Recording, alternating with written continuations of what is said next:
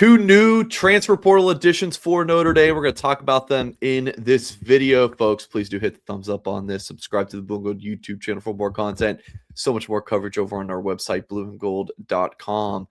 So, yeah, 4 additions for the Fighting Irish on Monday and 2 more to bring the total to 6 at the time we are recording this video on Tuesday, January 13th. Let's go first. Notre Dame. Man, times have changed, Jack. Notre Dame goes to the transfer portal for 2 former top 40 overall wide receiver prospects from Ohio State. Quincy Porter was a 5-star just coming off his true freshman season at Ohio State. Notre Dame announced that on Monday. And now we have Mylan Graham from New Haven. So he's a Indiana guy. That's, of course, the Fort Wayne area. Close friends with Tay Johnson, star Notre Dame safety. And Mylan Graham was a top coveted player out of the portal, number 114 overall player, number 22 wide receiver. This really came down to a return to Ohio State or go to Notre Dame. And Jack, he's coming to Notre Dame.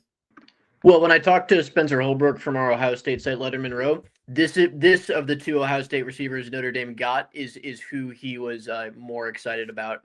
I would say he compared him to, you see in the number 5 in Scarlet and Gray, he compared him to Garrett Wilson. So he said, this is a direct quote, "I think Garrett's the top 5 athlete in the NFL, and the way that Graham moves kind of backs that up. They just move the same. This is like Tay Johnson, a freak athlete, particularly for his size. He's 6'1". That he does not move like he's 6'1". I almost compare him to like a bigger version of Jordan Faison, but you see the way he kind of catches a hit route, hits him with the shake and bake after the catch. I know it's Grambling State, but just the movement skills at that size, the quick twitch ability, he kind of moves like he's on a string, is really exceptional. I love the way he's a hands catcher. You never see him catch it with his body, even when he doesn't necessarily need to, which helps him run after the catch. He's really good.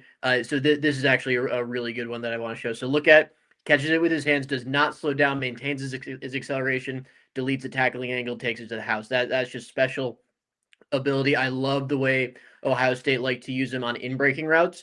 I like the way they throw it to him on some of those hitches and let him cook after the catch. He's also physical enough to, if a cornerback sits back on him, to just kind of put his head down and pick up extra yards like that. Just a really talented player. Again, you didn't see a lot from him at Ohio State, I should say. Like Keon Keeley on the other side of the ball, he's got to develop some of that consistency. But this is an extremely high upside football player Notre Dame acquired from Ohio State. Yeah, big time player. So, Jack, real quick before we move on to the other edition, it's so fascinating because when we went into this portal season, I had been saying, kind of expect Notre Dame to get the same positions that they did last year in terms of receivers and defensive linemen, get a corner. They ended up getting 2, some of the same things we've come to expect. So I would have thought, okay, get a big-bodied 1-year rental, maybe 2-year guy at receiver, and then, maybe like a budget-friendly slot guy. Think Jaden Harrison.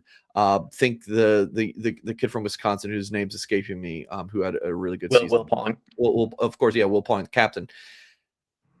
Well, they got 2 receivers, but they got 2 underclassmen, right? Porter's going to be a rising sophomore. Graham's going to go into his redshirt sophomore year. And unproven, but damn, are they talented. It's certainly a shift in strategy, whether that's intentional or maybe this is just the guys that wanted to come to Notre Dame and Notre Dame's like, all right, we'll take the upside. I'm actually looking forward to talking to Marcus Freeman tomorrow because I think that's something that's on the list of things I want to ask him then. But again, not a lot of proven production, so it is a risk.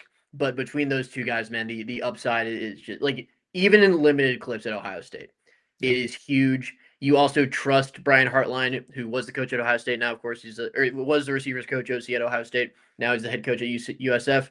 He's produced, including Jeremiah Smith and Carnell Tate, who are going to be first-round picks, I think like 7 of them in the past 5 years. Let me rattle them off. Garrett Wilson, Chris Olave, Jackson Smith and Jigba, Marvin Harrison Jr., Emeka Ibuka, Jeremiah Smith, Carnell Tate. That is 7. All of them were or are going to be first-round picks.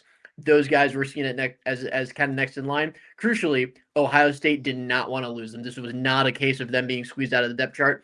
They were seen as guys who could compete for Carnell Tate's spot next year, or who could kind of succeed Jeremiah Smith at the other position the year after that. So the two huge upside additions for Notre Dame. All right, let's talk about Francis Brewu.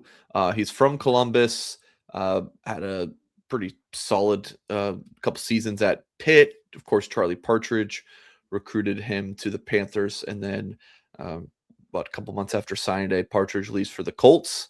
Well, he left the Colts, and now he's at Notre Dame, and he's bringing Brew with him. A huge addition here. Notre Dame beating out Ohio State and Indiana.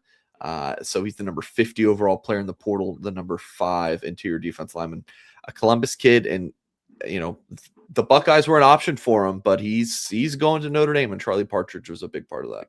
Yeah, absolutely. He's really close to Charlie Partridge. That Charlie Partridge was one of, if not the main reasons he committed to Pitt out of high school in the first place. Was certainly unhappy after he left Pitt, stuck around for a couple seasons, became a starter there last year. Started, I believe 12 out of 13 possible games last season. Played a lot as a freshman. Was actually a PFF freshman All-American. This is a guy who's got 2 years under his belt, a good amount of proven production, but also a lot of room to grow.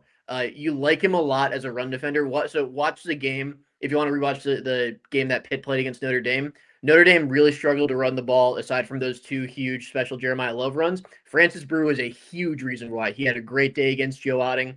He gave Gerby Lambert some issues as well. So you see him beat Sullivan Absher on a couple reps, and he's a freak as you see on Bruce Feldman's freaks list for the past couple seasons. I believe he was number 24 this year. Squats almost 700 pounds. Bench press is almost 500 pounds. Kind of compare him to a SpongeBob in the Anchor Arms episode. I mean, he's 6'1", 280, but he really holds his own in the run game. He does not get pushed around like a lot of smaller defensive linemen. As a pass rusher, he's got upside. I would like to see him use his hands a little more often, be a little more quick with his hands, a little more violent. But you see the potentials there. So that's what I mean when I say like he's got room to grow. When you see him as a pass rusher, he often, because he's so strong, he kind of relies on his strength a little bit too much. That can kind of prompt him to get stuck in the mud a little bit against some of the stronger offensive linemen he faces. You see that a little bit when he goes against Lambert against Notre Dame. Obviously, a very strong guy himself. But if he gets under Charlie Partridge's wing and starts using his hands like a Kalijah Cansey, who Partridge coached at Pitt, who's got pretty much the exact same dimensions, was a I think consensus or unanimous All-American, then a first-round pick of the Tampa Bay Buccaneers. You start to see some huge upside with Francis Brew as well. All right, again, folks, that's the 2 new additions. Will Notre Dame have more outside of Mylan Graham and Francis Brew, along with the 4 that they got on Monday? We will certainly wait and see. More reporting at that at blueandgold.com. We will have more Notre Dame football discussion right on this YouTube channel as well. Folks, hit the thumbs up on this video, of course. Subscribe to the channel for more content. We are still offering 50% off for your first year of your annual subscription over on our website, blueandgold.com. So please check it out. That's all of our coverage with thousands of Notre Dame fans talking on our Blue and Gold message board, access to the national reporting at On3, and of course, high school recruiting coverage from the Rivals and national staff. So check it out over on our website. Thank you all so much for watching, and we'll catch you next time.